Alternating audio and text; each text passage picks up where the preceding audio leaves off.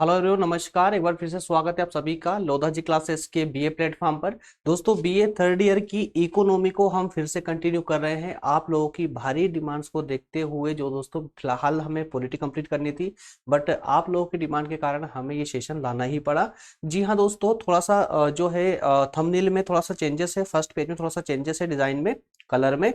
विकास एवं पर्यावरण अर्थशास्त्र ये वाला सीरीज दोस्तों हमने 11 लेक्चर करके और उसको वहीं पर पोस्टपोन कर दिया था, है ना। तो आज से हम सेशन स्टार्ट करेंगे कार्ल मार्क्स के आर्थिक विकास के सिद्धांत से। ओके दोस्तों, चलिए अब इसको हम निरंतर रखेंगे सेशन को, इसमें अब कोई रुकावट नहीं आएगी।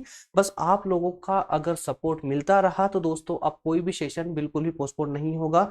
जो अभी हम कंटिन्यू कर रहे हैं उसे आखिर तक लेकर ही जाएंगे, बट आपका सपोर्ट मिलना जरूरी है दोस्तों, क्योंकि जितने अधिक लोग इंटरेस्ट लेते हैं ना, उस सेशन को फिर हमें कंटिन्यू ही रखना पड़ता है, और जहां पर आपका इंटरेस्ट कम होने लग जाता है तो फिर हमें उस सेशन को वहीं पोस्टपोन करना पड़ता है। ठीक है ना। चलिए शुरुआत करते हैं दोस्तों अपने आज के सेशन की, और बाकी सारी बातें हम अंदर ही करेंगे। चलिए, कुछ आवश्यक चीजें, काफी दिनों बाद स्टार्ट कर रहे हैं सेशन को, इसलिए मैं बता दूं।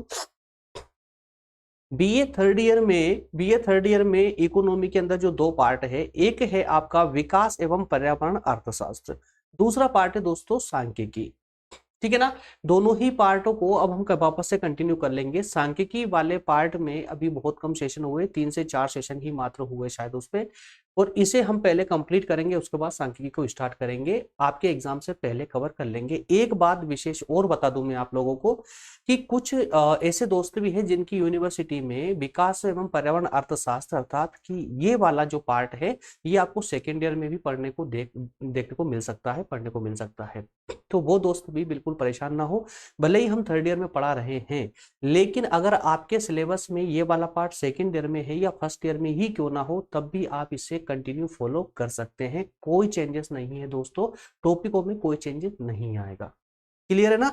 चलिए शुरुआत करते हैं अपने आज के सेशन की। शुरुआत करें उससे पहले, जो दोस्त पहली बार कॉम्पिटेटिव एग्जाम की तैयारी कर रहे हैं या जो निरंतर कर रहे हैं, जो करना चाहते हैं, वो एक बार प्रज्ञान हिंदी पर आकर जरूर हमें विजिट करें दोस्तों। प्रज्ञान हिंदी जीके, जहां पर प्रज्ञान हिंदी, जहां पर कि हम सभी प्रतियोगी परीक्षाओं की तैयारी के लिए जो है आपको क्लासेस प्लस नोट्स, नोट्स के साथ सभी क्लासेस निःशुल्क रूप से प्रोवाइड कर रहे हैं। डिस्क्रिप्शन में प्रज्ञान हिंदी की लिंक है, वहां से आप उसे एक विजिट कर सकते हैं। कुल मिलाकर अगर आपको पसंद आए तो वहां रहिए, अन्यथा आप अन्य का भी इस्तेमाल कर सकते हैं। ठीक है ना। चलिए तो फिर बात करते हैं अपने आज के सेशन की। दोस्तों, सेशन हमने सेकेंड यूनिट पर होल्ड किया था, जिसमें अभी तक दोस्तों हम इसके फर्स्ट टॉपिक पर ही अभी हम डिस्कस कर रहे थे, जिसमें आर्थिक विकास के सिद्धांतों पर हमारी चर्चा चल रही थी। आर्थिक विकास के सिद्धांत पर एडम स्मिथ तक हम कंप्लीट कर चुके थे। एडम स्मिथ के बाद में कुछ दो विद्वान और आते हैं जो हमारे एग्जाम के पॉइंट ऑफ व्यू से बहुत महत्वपूर्ण है, कार्ल मार्क्स, और एक आते हैं दोस्तों शुम्पीटर। ठीक है ना। तो आज के सेशन में हम कार्ल मार्क्स के आर्थिक विकास के सिद्धांत पर चर्चा करेंगे, और अगला जो हमारा होगा, नेक्स्ट जो सेशन होगा, वो शुम्पीटर के आर्थिक विकास का सिद्धांत होगा। एक एक सेशन में ही दोनों को हम कवर कर लेंगे। बस सेशन थोड़े से लंबे जा सकते हैं, इससे ज्यादा कुछ नहीं होने वाला है। चलिए दोस्तों, आज का सेशन है हमारा कार्ल मार्क्स का आर्थिक विकास का सिद्धांत। कार्ल मार्क्स का आर्थिक विकास का सिद्धांत। तो मार्क्स ने आर्थिक विकास के को लेकर के अपना कौन सा सिद्धांत प्रस्तुत किया, उसी सिद्धांत पर आज हमारी चर्चा होगी कुछ बिंदुओं के माध्यम से, जिसमें हम 4 बिंदुओं की विशेष चर्चा करेंगे। और ये 4 बिंदु में आप लोगों को आपकी आंसर राइटिंग के लिए प्रोवाइड करता हूं। एक समझाने के लिए, आपको टॉपिक पढ़ाने के लिए सब बिंदुओं की आवश्यकता नहीं पड़ती है ना। सिर्फ ये आपके एग्जाम में आपको हेल्प करे, आपको आंसर राइटिंग कैसे करना है, उन सब की सुविधा के लिए मैं आपको इस प्रकार से ये पॉइंट प्रोवाइड करता हूं कि देखिए, सबसे पहले हमें क्या पढ़ना है, किस प्रकार से पढ़ना है, तो उसी प्रकार से आपको आंसर राइटिंग भी करना चाहिए एग्जाम में, है ना। तो आपको आंसर राइटिंग करने में ये बहुत मदद करेंगे कि सबसे पहले क्या लिखना है आपको, कि मार्क्स का सिद्धांत क्या है, तो सिद्धांत से क्या से है, उससे क्या समझते हैं, अर्थात एक तरह से सिद्धांत की व्याख्या या सिद्धांत का अर्थ। क्लियर है। उसके बाद देखेंगे कि उनके सिद्धांत के आधार पर उनके विकास की अवस्थाएं क्या है, किस प्रकार से विकास होता है समाज में उनके सिद्धांत के अकॉर्डिंग। तीसरा है सिद्धांत की क्या सिद्धांत के गुण क्या है, और फिर उसकी आलोचना है। क्लियर है। तो इन 4 बिंदुओं के माध्यम से हम हमारा आज का सेशन जो है कंप्लीट हो जाएगा, क्लियर हो जाएगा। चलिए सबसे पहले हम बात करेंगे मार्क्स का सिद्धांत। मार्क्स का सिद्धांत, इस मार्क्स के सिद्धांत को भी दोस्तों हम जो है 6 बिंदुओं के माध्यम से कंप्लीट करने वाले हैं। सबसे पहले हम बात करेंगे इतिहास की भौतिकवादी व्याख्या। क्या इस पर दोस्तों? इतिहास की भौतिकवादी व्याख्या। सबसे पहले देखिए दोस्तों, हम यह बात करेंगे इतिहास की भौतिकवादी व्याख्या, ठीक है। उसके बाद अतिरेक मूल्य का सिद्धांत। अतिरेक मूल्य का अब भौतिकवादी व्याख्या के अंतर्गत क्या है कि आज का जो हमारा भौतिक जीवन है, जो हमारा भौतिक जीवन है किस प्रकार से चल रहा है, किस प्रकार से चल रहा है, या इस आज के भौतिक जीवन में उत्पादन के साधनों में या उत्पादन के साधनों का क्या महत्व है, या आज के भौतिक जीवन में इस जो अर्थव्यवस्था है हमारी, इसका क्या महत्व। तो ये कार्ल मार्क्स ने बहुत ही प्यारे शब्दों में समझाने का प्रयास किया था, ठीक है। उन सभी को हम यहाँ पर अंदर देखने वाले हैं। हालांकि इनके सिद्धांत को स्पष्ट रूप से अपनाया नहीं जा चुका है, क्योंकि कुछ कमियां भी रहती है कि सिद्धांत में, लेकिन हाँ उनके उस समय के सिद्धांतों के अपेक्षा अगर हम उनके जो है तुलना करें तो बहुत ही महत्वपूर्ण सिद्धांत था कार्ल मार्क्स का। अगला हम बात करेंगे अतिरेक मूल्य का सिद्धांत। तो हम इसमें देखेंगे कि जो अतिरेक आ रहा है, ये अतिरेक वर्ड है, अतिरेक ये क्या है? अतिरेक मूल्य का सिद्धांत। अतिरेक मूल्य की यहाँ पर बात की जा रही है। तो ये अतिरेक मूल्य वही है, अतिरेक मूल्य मतलब सिंपल सी बात है कि लाभ, कि जो पूंजीपति लाभ कमा रहा है उसे यहाँ अतिरेक मूल्य बोला गया। तो वो जो लाभ है, एक पूंजीपति का जो लाभ है, जो प्रॉफिट है, वो एक श्रमिक के लिए किस प्रकार से अभिशाप है, इसकी बात इसमें की गई है कार्ल मार्क्स के सिद्धांत में। तीसरा है पूंजी संचय, कि जो पूंजी संचय की जो भावना है, देखिए पूंजी संचय कहीं ना कहीं अतिरेक मूल्य से संबंधित है ना। तो पूंजी संचय की जो ये भावना होती है एक पूंजीपति के अंदर, तो भाई ये तो हर तरीके से प्रॉफिट कमाना चाहेगा। तो जो प्रॉफिट कमाने की जो ये भावना है, ये पूंजी को संचय करने की जो भावना है, इस संचय के द्वारा भी श्रमिकों का किस प्रकार से शोषण होता है, उनकी मजदूरी का किस प्रकार से शोषण होता है, ये इस सिद्धांत में हम देखने वाले हैं कार्ल मार्क्स के अनुसार। उसके बाद पूंजी संचय का परिणाम, देखिए पूंजी संचय, उसके बाद पूंजी संचय का परिणाम, कि जो पूंजी संचय हुई है इसका परिणाम क्या रहा है, क्या परिणाम होता है इसका। क्लियर है। पूंजीवादी संकट, उसके बाद उत्पादन के साधन। क्लियर दोस्तों। इन 6 पॉइंटों के माध्यम से हम आज का सेशन कवर करेंगे। ओके, चलिए एक एक करके दोस्तों सभी पर हम बात करेंगे। इतिहास की भौतिकवादी व्याख्या पर सबसे पहले हम बात कर लेते हैं। इतिहास की भौतिकवादी व्याख्या। अब यहाँ पर हमारा पढ़ाने का जो तरीका है वो पुराना वाले रहने वाला है, जिस तरह से हम अभी तक पढ़ते आ रहे हैं। सबसे पहले हम स्लाइड को पढ़ेंगे, उसके बाद आपको इसका व्यवहारिक पक्ष साथ साथ में समझाते हुए चलेंगे। देखिए थ्योरेटिकल और व्यवहारिक दोनों पक्ष आवश्यक है। थ्योरेटिकल आपके एग्जाम के लिए जरूरी है और व्यवहारिक आपके समझ के लिए जरूरी है, ताकि आप टॉपिक को भूलें ना।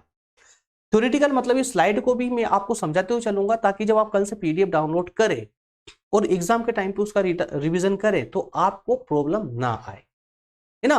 तो अभी जहां जहां आपको लगे ना, पीडीएफ डाउनलोड कर लीजिए। पीडीएफ डाउनलोड करने के बाद में उसको हैंड टू हैंड जहां जहां पर आपको जो हैंड मार्किंग करना है वो मार्किंग भी आप कर सकते हैं। तो प्रिंट आउट निकला है तो बहुत ज्यादा बेहतर है दोस्तों। एक सटीक नोट्स है आपके लिए, है ना। सटीक नोट्स, अगर आपका टॉपिक 100% यहाँ पर मैच हो रहा है ना, तो आप बस इस पीडीएफ से आपका 100% कम हो जाएगा। कोई बुक, अन्यथा कोई बुक पढ़ने की आवश्यकता नहीं पड़ेगी, ठीक है। चलिए सबसे पहले हम इसको पूरा ओपन कर लेते हैं, जिससे कि पेन ले सके। ओके, क्या है दोस्तों? भौतिकवादी व्यवस्था। कार्ल मार्क्स की भौतिकवादी व्यवस्था मतलब इतिहास की भौतिकवादी व्यवस्था। क्या मतलब हुआ इसका, एक बार आइए समझते। मार्क्स की धारणा थी, कार्ल मार्क्स का मानना था कि समाज की दशाओं में प्राचीन युग से जो परिवर्तन हुए हैं या हो रहे हैं वे सब आर्थिक कारणों से ही हो रहे हैं। मतलब ये कि प्राचीन समय से ही हमारे आज के समाज में, पुराने समय से ही जितने भी परिवर्तन हुए हैं, वो सारे परिवर्तन होने के पीछे कार्ल मार्क्स ने आर्थिक कारणों को बताया है। उन्होंने कहा है कि जो परिवर्तन हो रहे हैं ये सिर्फ और सिर्फ आर्थिक कारणों के कारण ही समाज में इतने परिवर्तन हुए। क्लियर है। तो भौतिक जीवन में उत्पादन की प्रणाली सामाजिक राजनीतिक, समझिए बात को, कि भौतिक जीवन मतलब कि एक समाज में, एक समाज की जो सामाजिक स्थिति होती है, जो राजनीतिक स्थिति होती है, जो धार्मिक स्थिति होती है, उसका परिवर्तन भी आर्थिक व्यवस्था के आधार पर होता है। आर्थिक व्यवस्था ही निर्धारित करती है ना, आर्थिक व्यवस्था ही, या कहें कि उत्पादन की जो प्रणाली होती है। अब देखिए आर्थिक व्यवस्था किससे प्रभावित होगी? उत्पादन की प्रणाली से। क्लियर है? तो यहां पर इनका कहने का प्रयास ये रहा है कि समाज की प्रत्येक जो व्यवस्था होती है वो जो निर्धारित होती है ना, वो उत्पादन के आधार पर निर्धारित होती है। अगर कम निम्न श्रेणी का उत्पादन होगा समाज में, तो समाज की जो अन्य व्यवस्थाएं जितनी भी होगी, धार्मिक, सामाजिक, आर्थिक, वो सारी व्यवस्थाएं टफ होगी, डाउन होगी। और अगर उत्पादन प्रणाली एक उच्च स्तर की होगी, तो फिर उस समाज की स्थिति भी, प्रत्येक पक्ष में उसकी स्थिति भी उच्च होने वाली है। ये यहां पर कार्ल मार्क्स का कहना था। अन्य शब्दों में अगर इसको समझे तो ऐतिहासिक घटनाएं समाज के विभिन्न वर्गों के बीच, क्या बोला देखिए, ऐतिहासिक घटनाएं मतलब ये कि समाज में जितनी भी घटनाएं हो चुकी है उसकी बात हो रही है। जितनी भी घटनाएं समाज में हो चुकी है मतलब ऐतिहासिक घटनाएं जो समाज के विभिन्न वर्गों के बीच में लगातार आर्थिक संघर्ष का परिणाम है। और इस संघर्ष का मुख्य कारण क्या है दोस्तों? उत्पादन की विधि और इस विधि के बीच में विरोध का पाया जाना। उत्पादन की विधि और इस विधि के बीच में विरोध का पाया जाना। तो कुल मिलाकर के कार्ल मार्क्स का यही कहना यहां पर स्पष्ट तौर पर नजर आता है कि इन्होंने स्पष्ट तौर पर यह कहने का प्रयास किया है कि जो भारतीय समाज रही है, ये समाप्त करना, जो मानव समाज रही है, उसका जो प्राचीन इतिहास रहा है, उससे लेकर कार्ल मार्क्स के समय तक का संपूर्ण समाज जो प्रभावित हुआ है, वो पूरी तरह से उत्पादन की प्रणाली से प्रभावित हुआ है। ठीक है ना? तो इसी के कारण देखिए, इसका परिणाम क्या रहा? संघर्ष का, कि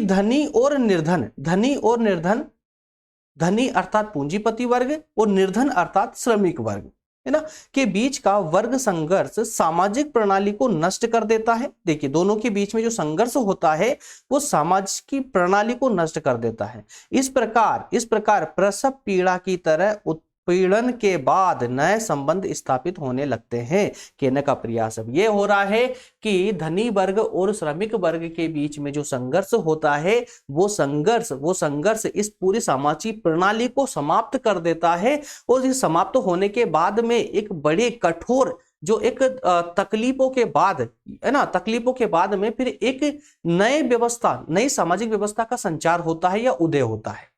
नई सामाजिक व्यवस्था का उदय होता है। और मार्क्स के अनुसार जब नई व्यवस्था का उदय होगा तो वो व्यवस्था कुछ अलग होने वाली है। वो व्यवस्था कैसी होने वाली है दोस्तों? श्रमिक प्रधान व्यवस्था होने वाली है। श्रमिक प्रधान, ठीक है ना? तो मार्क्स के अनुसार उत्पादन के नए और उच्चतर संबंध तब तक प्रकट नहीं होते। क्या कहा गया है? मार्क्स ने कहा है कि जो नई व्यवस्था है समाज की, वो तब तक नहीं दिखेगी जब तक कि फिलहाल चल रही व्यवस्था धीरे धीरे समाप्त ना होने लगे और आने वाली जो व्यवस्था है वो धीरे धीरे पनपने ना लगे, उसका बीज अंकुरित ना होने लगे पुरानी समाज में। समझने का प्रयास करना।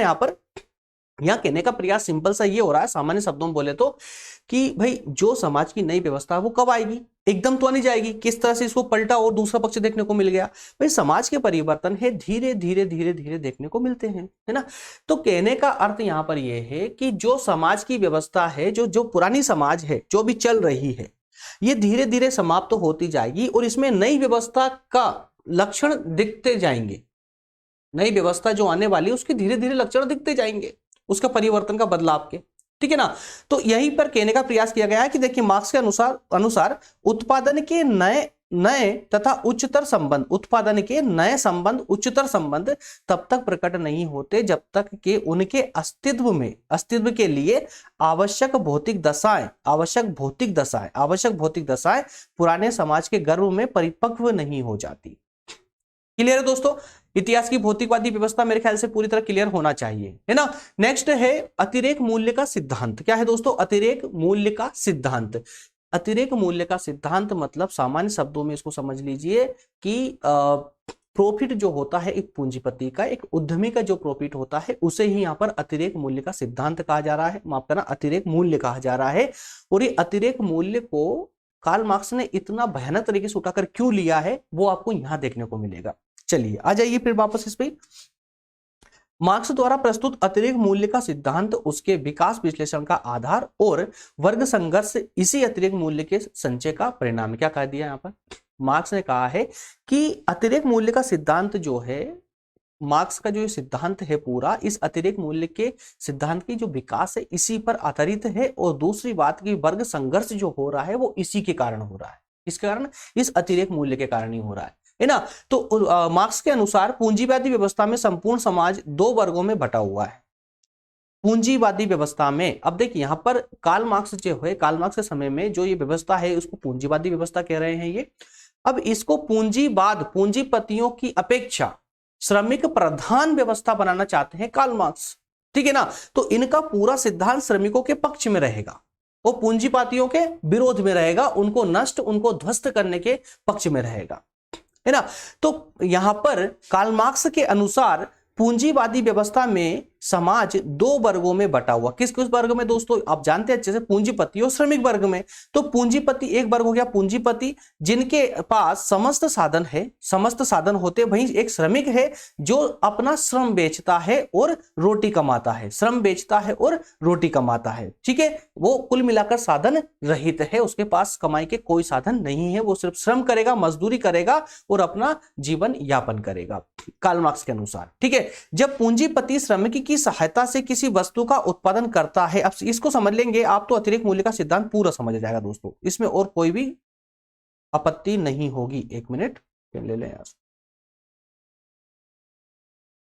देखिए अतिरेक मूल्य का सिद्धांत क्या है कि जब पूंजीपति श्रमिक की सहायता से किसी वस्तु का उत्पादन करता है, क्या कहा गया है यहां पर कि जब एक पूंजीपति, एक उद्यमी जो है एक श्रमिक की सहायता से, मजदूर की सहायता से जब वो उत्पादन करता है, तब श्रमिक कुछ घंटे काम करके ही अपने जीवित रहने योग्य या कहें कि मजदूरी के बराबर उत्पादन कर लेता है। परंतु श्रमिक काम करना बंद नहीं करता, अपितु कार्य करता रहता है, जिसके बदले में उसे कुछ भी प्राप्त नहीं होता। क्या कहने का प्रयास किया गया यहां पर, कार्ल मार्क्स के कड़े शब्दों को देखने को मिल रहे हैं, कड़े शब्द देखने को मिल रहे हैं पूंजीपति वर्ग के विरोध में। क्या है वो कड़े शब्द? मार्क्स का कहना है कि एक पूंजीपति श्रमिकों की सहायता से, मजदूरों की सहायता से किसी वस्तु का उत्पादन करता है तो श्रमिक उत्पादन पर लगा दिया जाता है। तो मार्क्स का कहना यह है कि जब श्रमिक मान लो काम करता है, जैसे मान लेते हैं कि उसके 8 घंटे उसे काम करना है, श्रमिक को 8 घंटे अपनी ड्यूटी पर काम करना है, तो कहने का प्रयास यहाँ ये हो रहा है कि मार्क्स के अनुसार वो श्रमिक जब काम करने बैठता है तो 1 या 2 घंटे में ही जितनी उसको मजदूरी दी जा रही है श्रमिक को, उस मजदूरी के बराबर 1 या 2 घंटे में ही काम कर लेता है, 1 या 2 घंटे में ही उतना काम कर देता है। बाकी के जो 5 से 6 घंटे अलग से जो काम कर रहा है, वो काम, उस काम के बदले में मजदूर को कुछ नहीं दिया जाता। मार्क्स के अनुसार है, मैं नहीं बोल रहा हूं, नहीं तो सारे फैक्ट्री वाले सब मेरे विरोध में खड़े हो जाएंगे। ऐसा नहीं है, कहने का अर्थ यही है कि जब मार्क्स ने पूंजीपतियों का विरोध किया तो उस विरोध के अंतर्गत ही यहां ये कहा जा रहा है कि श्रमिक को जितनी मजदूरी दी जाती है और जितने घंटे उनसे काम करवाया जाता है, उस दोनों के बीच का जो गैप है ना, वो गैप ही जो है वही अतिरेक मूल्य है। सिंपल शब्दों में और आसान शब्दों में इसको समझिए कि श्रमिक से जो काम करवाया जा रहा है, श्रमिक से जो काम करवाया जा रहा है, जितनी उसको मजदूरी दी जाती है उस मजदूरी से अधिक काम करवाया जाता है, और मजदूरी से अधिक जो काम हो रहा है वही अधिक काम ही अतिरेक मूल्य कहलाता है, अतिरेक मूल्य कहलाता है। श्रमिक द्वारा उत्पादित मूल्य, श्रमिक द्वारा उत्पादित मूल्य, श्रमिक ने जितना मूल्य का उत्पादन किया है, श्रमिक को दी गई मजदूरी के बीच का अंतर पूंजीपति अपने पास रख लेता है, और जिस उस अंतर को जो पूंजीपति ने अपने पास रखा है वही अंतर यहां पर अतिरेक मूल्य कहलाता है, अतिरेक मूल्य कहलाता है, जो श्रमिक वर्ग का शोषण करता है। क्लियर है दोस्तों? क्या अतिरेक मूल्य का सिद्धांत क्लियर हो चुका है? चलिए तो फिर आगे बढ़े। अगर क्लियर हो चुका है तो आपको पता है क्या करना है ना। नेक्स्ट है पूंजी संचय। पूंजी संचय मतलब कि पैसों को इकट्ठा करना, जो आजकल हर कोई करता है। ठीक है, मार्क्स का विचार कि अतिरिक्त श्रम द्वारा ही पूंजी का संचय होता है। यह अतिरिक्त श्रम पूंजीपतियों के लाभों में वृद्धि करता है। ठीक है ना, कुछ समझने की आवश्यकता है इसमें। पूंजी संचय, पूंजी संचय भाई देखिए क्या होता है कि पूंजीपति जो है मार्क्स के अनुसार जो अतिरिक्त पूंजीपति क्या करते हैं, पूंजी का संचय करने के लिए अतिरिक्त मूल्य पर ध्यान देते हैं। अतिरिक्त मूल्य तो आप समझ ही गए आप, है ना। अतिरिक्त मूल्य मतलब उसका प्रॉफिट, किसका, पूंजीपति का प्रॉफिट।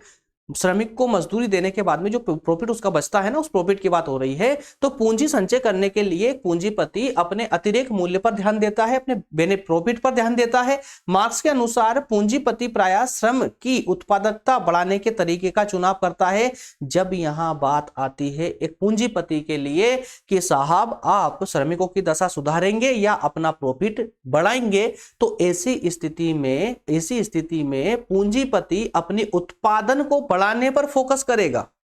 एक बिजनेसमैन अपने उत्पादन को बढ़ाने पर फोकस करेगा, और बढ़ाने के लिए भले ही उसे जो है काम मजदूरी को घटाना पड़े, काम का समय बढ़ाना पड़े या कुछ और उपाय करने पड़े, लेकिन यहां पर क्या होगा, देखिए यहां पर क्या होगा कि क्योंकि कार्यकारी घंटों के बढ़ाने और मजदूरी घटाने की अपनी कुछ लिमिट होती है, कुछ सीमाएं होती है ना।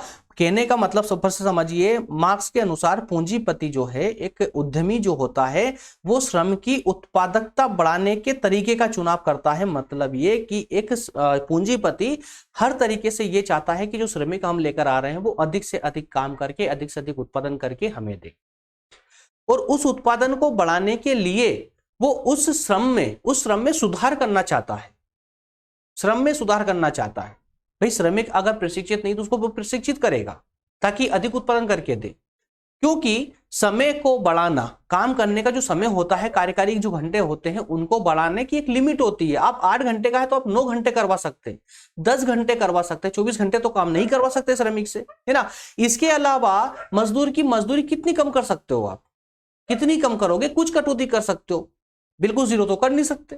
फिर जीवन यापन के लिए तो मजदूरी उसको देनी ही पड़ेगी, है ना।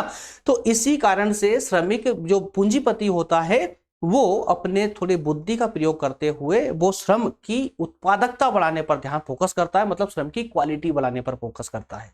तो मार्क्स का कथन था कि पूंजी, देखिए यहां पर बहुत प्यारी बात इन्होंने बोली है, बहुत प्यारी बात बोली है। एग्जाम में आप अगर आंसर राइटिंग में कोड करेंगे इस बात को तो बहुत अच्छे नंबर मिलेंगे। मार्क्स का कथन है कि पूंजी ही वह मृत श्रम है। क्या? पूंजी ही वह मृत श्रम है जो एक मांसाहारी जंतु की तरह जीवित श्रम का खून चूस रही है, या खून चूसकर जीवित रहती है। वह जितना अधिक श्रम को चूसती है वह उतनी ही अधिक जीवित रहती है। कौन? पूंजी। भाई पूंजी जब तक श्रम का खून नहीं चूसेगी तब तक वो जिंदा नहीं रह सकती, ऐसा कथन है मार्क्स का। ठीक है, तो ये पूंजी संचय मतलब पूंजी ही सबसे बड़ा कारण है किसका दोस्तों? श्रमिक वर्ग के शोषण का, पूंजी ही, है ना। पूंजी संचय को इसीलिए यहां पर उठाया गया है। और अब देखेंगे पूंजी संचय के परिणाम कि इस पूंजी संचय का परिणाम क्या होता है। तो भाई जो भी परिणाम होता है श्रमिक वर्ग के विरोध में होता है या श्रमिक वर्ग का शोषण करता है, ये परिणाम कौन? पूंजी संचय। तो पूंजी संचय के फलस्वरूप क्या होता है? देखिए भारी उद्योगों में पूंजी का केंद्रीकरण होने लगता है। जी हाँ, पूंजी संचय की भावना जब एक पूंजीपति में आती है कि हमें पूंजी का संचय करना है, पूंजी इकट्ठी करनी है ताकि बड़ा इन्वेस्टमेंट किया जाए, तो ऐसी पूंजी को इकट्ठा करने के लिए दोस्तों जो पूंजीपति होते हैं ये क्या करते हैं कि इस पूंजी का संचय करेंगे तो उसको इकट्ठा करेंगे, और एक किसी अन्य देश में, जो छोटे छोटे देश होते हैं, जो छोटे देश हैं या गरीब देश है, वहां के कच्चे माल को खरीद लेंगे। मतलब बड़ा इन्वेस्टमेंट, यार मैं आगे बताने वाला हूं इसको डिटेल में, एक बड़ा इन्वेस्टमेंट करेंगे। तो उस बड़े इन्वेस्टमेंट की भावना के कारण ही श्रमिकों के साथ में शोषण किया जा रहा है। तो पूंजीपति जो है उद्योगों में पूंजी का देखिए केंद्रीकरण होना प्रारंभ हो चुका। केंद्रीकरण मतलब ये कि जितने पूंजीपति है वो अधिकतम पूंजी का संचय करना चाहते हैं, जिससे मार्केट में पूंजी की और कमी मतलब उसका अभाव उत्पन्न होने लगता है। श्रमिकों के पास में पूंजी उनके हाथों से निकल जाती है, पूंजीपतियों के हाथों में आ जाती है। पूंजीपतियों के बीच प्रतियोगिता उन्हें अपनी वस्तुओं के मूल्य घटाने पर विवश करती है। जो पूंजीपति उन्नत तकनीक का प्रयोग नहीं करते हैं, वे बाजार से बाहर धकेल दिए जाते हैं और बड़े पूंजीपति उनके उद्योगों को हथिया लेते हैं। ठीक है, पूंजीपति मजदूरी को घटाकर भुखमरी के स्तर तक भी ला सकता है और अधिकाधिक अतिरिक्त मूल्य का निवेश कर सकते हैं। यह पूंजीवाद के अंतर्गत जनसाधारण की बढ़ती विपत्ति का नियम है। एक बार और देख लेते हैं, थोड़ा स्पीड से बोल दिया इसमें। देखिए, पूंजी संचय का परिणाम जो है दोस्तों, पूंजी संचय का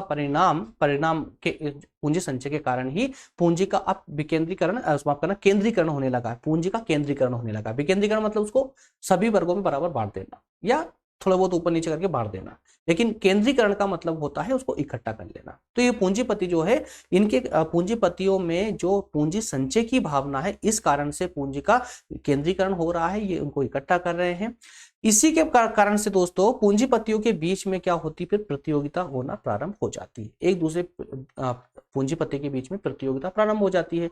अब इस प्रतियोगिता में जो छोटे पूंजीपति है, जिनके पास पूंजी कम है, धन कम है, उन्हें, या कहें कि जो अच्छी तकनीक का, हाई टेक्नोलॉजी का प्रयोग नहीं कर रहे हैं, उन्हें अब बाजार से बाहर धकेल दिया जाता है। वो प्रतियोगिता में, कंपटीशन में टिक नहीं पाते हैं और उनके उद्योगों को बड़े बड़े उद्योगपति उन्हें हथिया लेते हैं, उनको हड़प लेते हैं। ठीक है ना। तो अब क्या होता है कि पूंजीपति मजदूरी को घटाकर भुखमरी के स्तर पर भी, यार देखिए, जब कंपटीशन हो रहा है, पूंजी संचय करने की भावना उसके अंदर है, तो पूंजी को अधिकाधिक बढ़ाने के लिए वो कुछ भी करने को तैयार है। मजदूरी घटाने को तैयार है, टाइमिंग को बढ़ाने के लिए तैयार है, नई नई मशीनें लगाने को तैयार है। ले देकर के सारे जो भी होने वाला है, इससे सिर्फ श्रमिक का शोषण ही होगा, है ना। तो ये पूंजीवाद के अंतर्गत जनसाधारण की बढ़ती विपत्ति का नियम है। कौन सा? पूंजी संचय। ठीक है, पूंजीवादी संकट। अब ये पूंजीवादी संकट क्या है? मार्क्स का कथन है कि पूंजीवादी प्रणाली की सबसे बड़ी कमी यह है कि वस्तुओं के उत्पादन पर तो ध्यान केंद्रित रखा जाता है, परंतु उपभोग पर ध्यान नहीं दिया जाता। क्या कहा जा रहा है यहाँ पर? कि वस्तुओं के उत्पादन पर तो ध्यान दिया जा रहा है, लेकिन उपभोग पर कोई ध्यान नहीं दिया जा रहा है। इसका कारण है कि पूंजीपति का लक्ष्य अधिकतम लाभ, यही अतिरिक्त मूल्य है ना, अधिकतम लाभ प्राप्त करना है। चाहे वे उसे उत्पादन में वृद्धि करके, उत्पादन को बढ़ा के लाभ प्राप्त करे, या श्रमिकों की मजदूरी को कम करके प्राप्त करे, हर हालत में पूंजीपति अपना लाभ बढ़ाना चाहते हैं, प्रॉफिट इंक्रीज करना चाहते हैं। उत्पादन में वृद्धि के लिए वह नई मशीनों का प्रयोग करता है। उत्पादन बढ़ाने के लिए वो नई मशीनों का प्रयोग भी कर सकता है, जिससे श्रमिकों की बेरोजगारी बढ़ती जा रही है, उनका कार्य ठप होने लगता है, बेरोजगार हो जाते हैं। उन्नत मशीनों के कारण क्यों हो जाते बेरोजगार? क्योंकि ऐसी नई नई मशीनों के कारण जो है कारखानों में अब श्रमिकों की आवश्यकता कम होने लगती है। श्रमिकों की आवश्यकता कम होने लगती है, क्योंकि 10 श्रमिक जो कार्य कर रहे थे, अब उनके बराबर एक मशीन अकेला कार्य कर देगी, तो एक मशीन के लग जाने से एक साथ 10 से 15 श्रमिक बेरोजगार हो जाते हैं, उन्हें निकाल दिया जाता है, जिससे बेरोजगारी बढ़ जाती है, श्रमिकों की मजदूरी और ज्यादा घटा दी जाती है, श्रम की सुविधाएं समाप्त हो जाती है और छोटे पूंजीपति प्रतियोगिता के कारण तबाह हो जाते हैं। पूंजीपति एक बड़ी चमगादड़ के समान है, जो दूसरों के खून पर जिंदा रहता है। कौन? पूंजीपति। किसके समान बताया यहाँ पर? एक पूंजी के तरह ही पूंजीपति को भी चमगादड़ के समान बताया है, जो दूसरों के खून पर जिंदा है, मतलब श्रमिकों के खून पर जिंदा है, श्रमिकों के श्रम के खून पर जिंदा रहता है, और जितना अधिक खून चूसता है वह उतना ही और अधिक चूसने के लिए ललायित रहता है ना। मतलब आज इतना कमाया है, आज इतना संचय किया है, तो कल और ज्यादा संचय करना है, इसी भावना पर ये रहता है। क्लियर है? मार्क्स का कथन है कि यह स्थिति पूंजीवादी शोषण व पतन की चरम सीमा है। यह संकट पूंजीवादी व्यवस्था को नष्ट करने में सहयोग प्रदान कर। अब देखिए, इन दोनों के बीच में जो ये संकट उत्पन्न हुआ है, अब कौन कौन से वर्ग संघर्ष का जो संकट उत्पन्न हुआ है, अब ये अंतिम चरण है। अंतिम चरण है समाज का। इसके बाद में ये व्यवस्था पूरी तरह से समाप्त हो जाएगी और इसके बाद में एक नई व्यवस्था का जन्म होगा जो श्रमिक प्रधान व्यवस्था होगी। यही कहने का इनका आशय है यहां पर, ठीक है ना। तो इस देखिए पूंजीवादी व्यवस्था को नष्ट करने में सहयोग प्रदान करता है। इन दोनों की शक्तियां क्रांति को जन्म देती है, इन दोनों की शक्तियां क्रांति को जन्म देती है जो पूंजीवाद को उखाड़ फेंकेगा और इस प्रकार शोषणकारियों का अंत हो जाएगा। तो मार्क्स का अंतिम कथन था कि पूंजीवाद अपनी कब्र स्वयं खोदती है। ठीक है, चलिए नेक्स्ट है दोस्तों उत्पादन के साधन। तो मार्क्स उत्पत्ति के साधनों में श्रम, पूंजी, साहस व संगठन को सम्मिलित करते हैं। मार्क्स उत्पत्ति के साधनों में श्रम को, पूंजी को, साहस को और संगठन को सम्मिलित करते हैं, परंतु उनके अनुसार श्रम उत्पत्ति का सबसे प्रमुख और सबसे प्रधान साधन है और संपूर्ण आर्थिक उत्पादन का आधार है। मतलब मार्क्स का तो स्पष्ट कहना है कि भाई श्रम ही सबसे प्रमुख है, श्रम पर ही सारे उत्पादन की जितनी भी प्रणालियां है, जितने भी साधन है, वो सब श्रम पर ही आश्रित होते हैं। पूंजी की बात हो या किसी अन्य साधन की बात हो, पूंजी हो, श्रम हो, कुछ भी, संगठन, साहस वगैरह कुछ भी हो, सबसे प्रधान अगर इन्होंने बताया है तो वो श्रम को बताया है।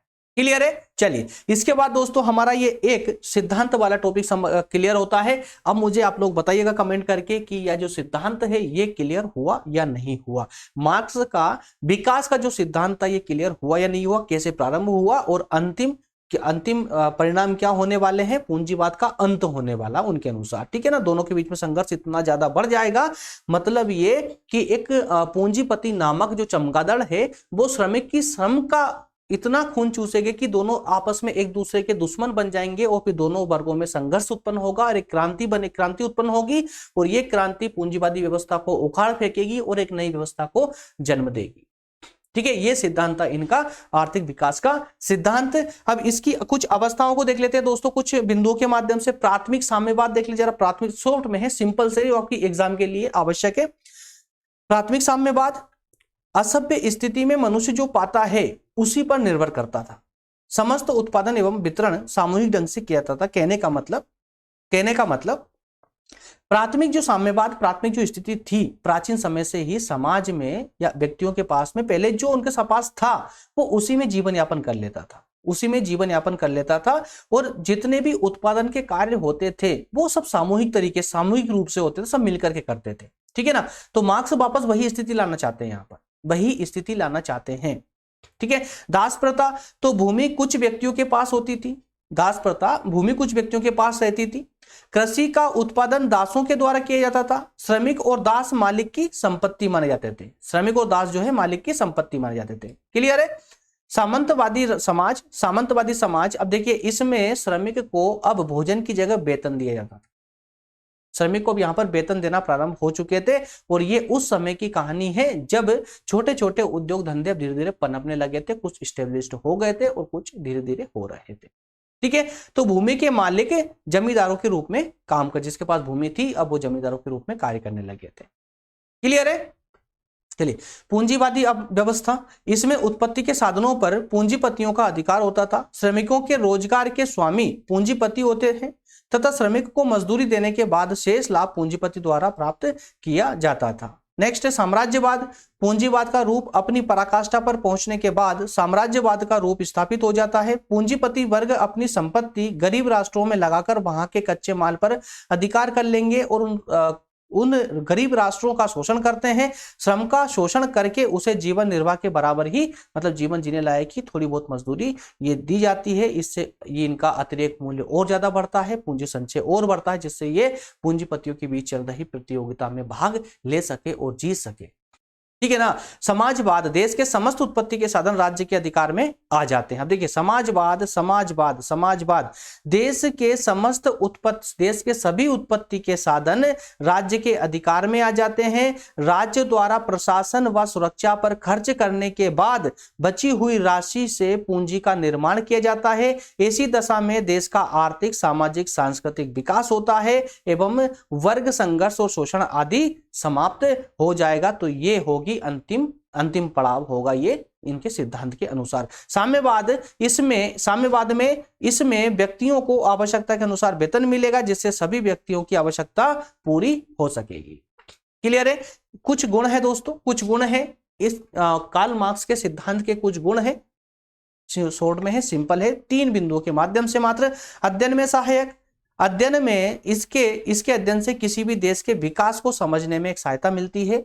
बेरोजगारी की समस्या, तो कार्ल मार्क्स ने अपने सिद्धांत में बेरोजगारी को प्रमुख स्थान दिया है। स्थायी विकास, देश में स्थायी विकास लाने के उद्देश्य से बचत एवं विनियोजन के संतुलन स्थापित करने के प्रयास इस सिद्धांत में किए गए हैं। ठीक है, अब दोस्तों अब यहां पर हम कुछ आलोचनाओं की बात करेंगे। अब वैसे तो अगर हम देखें तो जो विद्वान कार्ल मार्क्स के पक्षधर है, जो उनको मानते हैं, जो उनके सपोर्ट में है, वो तो इस सिद्धांत को दोस्तों एक बाइबल की तरह मानते हैं, बाइबल की तरह सत्य मानते हैं कि जो मार्क्स ने कह दिया बस वही सच है। ठीक है ना, जो कार्ल मार्क्स को मानते हैं। लेकिन ऐसा सच नहीं है, ऐसा नहीं है। क्यों नहीं है? कि अगर ऐसा संभव होता तो जितने भी पूंजीवादी राष्ट्र है उस हर एक राष्ट्र में यह सिद्धांत लागू होता, वर्ग संघर्ष की स्थिति उत्पन्न होती है, सिद्धांत लागू होते। लेकिन दोस्तों जिन्होंने ये सिद्धांत अपनाया है वो स्वयं खुद ही समाजवादी राष्ट्र रहे हैं, है ना। तो जरूरी नहीं है कि इन्होंने भी जो कह दिया वो पूरी तरह सत्य है। तो उनके कुछ विपक्ष हमें अब इन आलोचनाओं में देखने को मिलेंगे। चलिए आप समझते हैं इनको। सबसे पहली आलोचना की गई इनके वास्तविकता को लेकर के, इनके सिद्धांत की वास्तविकता को लेकर के, और यह कहा गया है कि मार्क्स का जो सिद्धांत है ये वास्तविकता से पूरी तरह अलग है, विपरीत है। क्योंकि मशीनों की यहां पर बात की गई है कि मशीनों से बेरोजगारी बढ़ेगी। तो जी हां, अल्पकाल में शॉर्ट टाइम के लिए बेरोजगारी भले ही बढ़ सकती है, लेकिन आगे चल के मशीनों की वजह से स्थिति में भयंकर सुधार आने वाला है। उत्पादन आपका बढ़ेगा, एक फैक्ट्री का ही उत्पादन नहीं बढ़ेगा, पूरे राष्ट्र का उत्पादन बढ़ेगा। और जब राष्ट्र का उत्पादन बढ़ेगा तो निर्यात में बढ़ोतरी होगी, निर्यात बढ़ेगा। और जब निर्यात बढ़ेगा तो हमारे देश में नई पूंजी का संचार होगा, विदेशी पूंजी आई। ठीक है, उस विदेशी पूंजी के आने से और कार्य बढ़ेगा, उससे श्रमिक की जो समस्या है वो पूरी तरह के लिए ऐसे ही समाप्त हो जाएगी, है ना। इसलिए मशीनें हमेशा के लिए बुरी चीज नहीं है, फैक्ट्रियों में मशीनों का लगना चाहिए, है ना। समय के साथ चलना है तो ये परिवर्तन भी जरूरी है, ठीक है ना। तो उसके बाद में दूसरी जो इनकी आलोचना की गई है वो कहा है कि समाजवाद व पूंजीवाद का संबंध। अब देखिए, मार्क्स का मानना यह है कि पूंजीवाद के चरम विकास की अवस्था में पहुंचने पर समाजवाद का उदय होगा। क्या कहा गया है कि जब पूंजीवाद धीरे धीरे पूरी अपनी चरम पराकाष्ठा पर पहुंच जाएगा, पूंजीवादी व्यवस्था जब चरम पराकाष्ठा पर पहुंच जाएगी तब समाजवाद का उदय प्रारंभ होता है। लेकिन आज अगर देखा जाए, वर्तमान में भी देखा जाए, तो समाजवाद ऐसे देशों में है जहां पूंजीवाद कभी था ही नहीं, ठीक है ना, पूंजीवाद कभी था ही नहीं। तो इस हिसाब से भी, इस दृष्टिकोण से भी इनके सिद्धांत की आलोचना की जाती है। अगला है जनसंख्या संबंधी जो इनके विचार है वो त्रुटिपूर्ण रहे हैं। तो मार्क्स जनसंख्या को ही पूंजीवाद की समस्या मानते थे। किसको? जनसंख्या को पूंजीवाद की समस्या मानते थे। परंतु आज समाजवादी राज्यों में भी जनसंख्या नियंत्रण पर विचार किया जा रहा है, समाजवादी राष्ट्रों में भी जनसंख्या नियंत्रण पर विचार किया जा रहा है। फॉर एग्जाम्पल चीन को ले लीजिए आप, है ना। चलिए, सिद्धांत का अभाव, आलोचक ये भी मानते हैं कि कार्ल मार्क्स साहब कोई अर्थशास्त्री नहीं थे, इसलिए ये सटीक सिद्धांत प्रस्तुत नहीं कर पाए, अपने सिद्धांत को लेकर के कोई अच्छा सिद्धांत नहीं दे पाए, सिद्धांतों की विशेष कमी थी इनके सिद्धांत में, है ना। राज्य की उपेक्षा, तो मार्क्स ने राज्य की पूरी तरह उपेक्षा की है, जो कि सही नहीं है। बल्कि जो बदलाव ये लाना चाहते हैं संघर्ष के द्वारा, इस बदलाव में राज्य एक महत्वपूर्ण भूमिका निभा सकता था, इसमें संघर्ष की आवश्यकता ही नहीं पड़ती, ठीक है ना। चलिए, तुरंत कुल मिलाकर के एक छोटा सा निष्कर्ष ये बनता है कि अगर औपचारिक रूप से देखा जाए तो मार्क्स का यह सिद्धांत पूरी तरह से निर्बल है, कोई खास बात इसमें नहीं है, निर्बल है।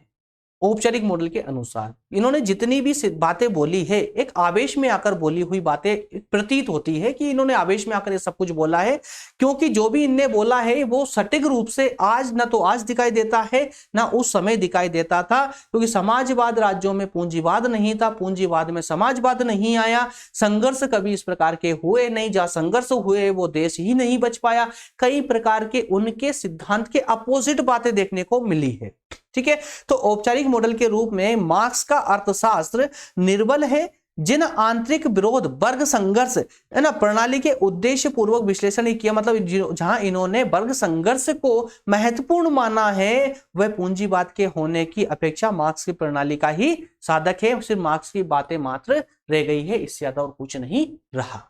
क्लियर है? चलिए दोस्तों, इसी के साथ में हमारा आज का सेशन होता है कंप्लीट, और अब हम नेक्स्ट सेशन में बात करेंगे।